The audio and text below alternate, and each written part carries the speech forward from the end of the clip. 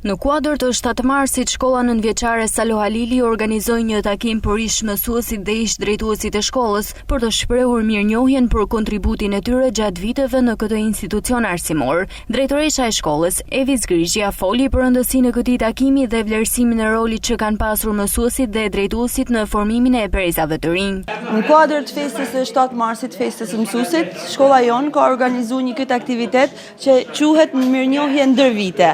Unë kam kënaqësinë më të madhe të kem këto mësuesat që kanë lënë gjurmë të thella në vendin tonë, në shkollën tonë, edhe në Shkodrën tonë. Unë jam e nderume që i kam këta në mesin tonë dhe ne do të ecim në gjurmët e tyne që të kena një rezultat sa më të mirë në brezat tonë. Të gjithë kanë qenë mësues në shkollën tonë. Kena pas edhe drejtues edhe mësues. Ish drejtues dhe mësues ndan kujtime dhe eksperienca të paharrueshme nga puna e tyre në shkollë. Ka një atmosferë në gjithë troje shqiptare që 7 marsi në veçanti nga vitet tjera ka një më gjallëni sa që aqyt java e arsimit shqiptar në troje shqiptare.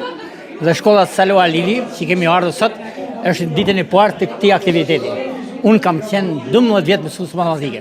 Ruaj kujtime të mira, të mrekullueshme për këtë shkollë. Në veçanti për kolektivin, për nxënësit dhe për familjet e kësaj lagje. Shkolla Salo Halili, veçoria më e madhe saj është se ka kënë fitanisht jo vetëm mësimit, po e sporteve.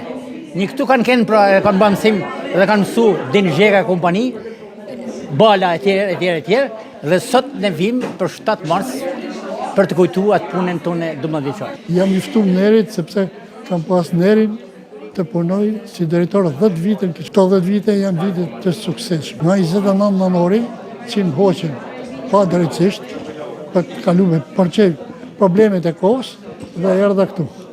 Por ç'është e vërtetë, në shkollën Salo Halili gjeta një ambient të shkëlqyer.